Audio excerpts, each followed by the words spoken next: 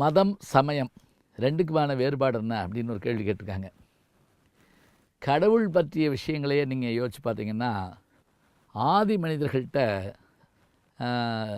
வேட்டையாடுதல், அதாவது இறை உண்ணுதல், இனவிருத்தி செய்தல், இது மட்டும்தான் இருந்திருக்கும்.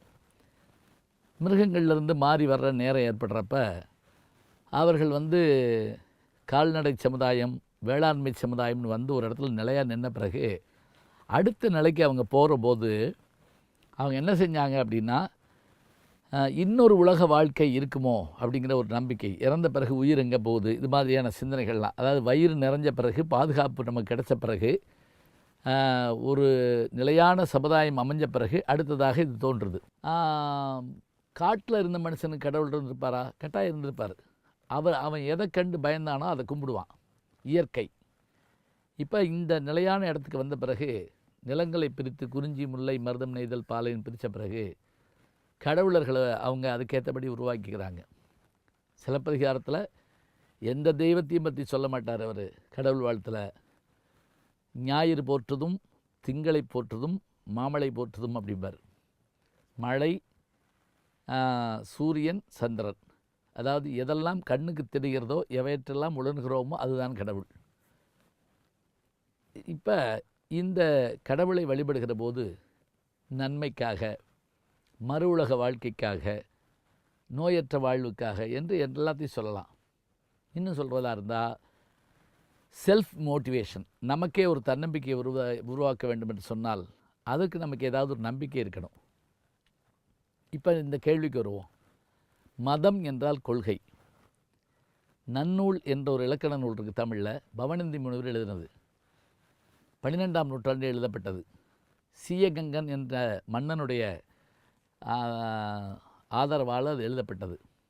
நான் இப்போ சமீபத்தில் பெருந்துறைங்கிற ஊருக்கு பக்கத்தில் போயிருந்தேன். சீனபுரம்னு ஒரு ஊர் அங்கே இருக்குது, சீனபுரம்னு இருக்குது. எனக்கு ஆச்சரியமாக இருந்தது, சீனபுரம்னு எப்படி இருக்கும் அப்படின்னு.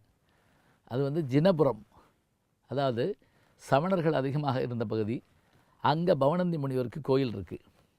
அந்த பவணந்தி முனிவர் நன்னூலில் 7 வகை மதமே உடன்படல் மறுத்தல் அப்படின்னு அவர் சொல்கிறார். கொள்கை அப்படின்னு பேர். இப்போ சமயத்தில் இந்து மத கொள்கை, அதைத்தான் இந்து மதம் என்று சொல்லுவது. இஸ்லாமிய கொள்கை அது ஒரு கொள்கை தான். கிறிஸ்தவ மத கொள்கை. அப்போ மதம் என்பதே கொள்கை தான். சமயம் என்றால் என்ன என்றால், சமைத்தல் அப்படின்னா பக்குவப்படுத்துதல்னு அர்த்தம். ஒருத்தர் சமயத்துக்குள்ளே வர்றான்னா அவன் என்ன பண்ணணும்? ஆன்மீக ரீதியாக பக்குவப்பட்டு வரணும். ஆன்மீகங்கிற சொல்லே எதை பொறுத்ததுன்னா, ஆன்மா கடை தேறுவதற்கான வழியை தேடுவது தான் ஆன்மீகங்கிறது. ஆன்மீகம்னு ஆன்மான்னு ஒன்று இருக்கா, அதெல்லாம் தனியாக கேட்டுக்கலாம். சமயம் என்பது என்ன? நம்மை பக்குவப்படுத்தி கொள்ளுதல். சைவ சமயம், வைணவ சமயம், கிறிஸ்துவ சமயம், இது பாருங்கள், இந்த சொல் எல்லாத்துக்கும் பொருந்தும். இஸ்லாமிய சமயம் எல்லாத்துக்கும் பொருந்தும். அதாவது மனிதர்கள் தங்களை பக்குவப்படுத்தி கொள்வதற்காக இந்த சொல்லை பயன்படுத்துகிறார்கள். மதம் எதுவாக இருந்தாலும் சரிங்க, கடவுள் யாராக இருந்தாலும் சரிங்க, நல்ல நிகழ்வு நிகழ்வதற்காக அந்த தெய்வம் நமக்கு உதவட்டும். வழிபடு தெய்வம் நிற்புறம் காப்பன் தொல்காப்பியம் சொல்லுதுன்னா, நம்ம வீட்டில் இருக்கக்கூடிய தெய்வம் நமக்கு முன்னாடி போய் நிற்குமா. இன்னும் திருவள்ளுவர் சொல்கிறதா இருந்தால் ரொம்ப அழகாக சொல்லுவார். குடி செய்வல் என்னும் ஒருவருக்கு தெய்வம் மடிதட்டு தான் முந்துரும்.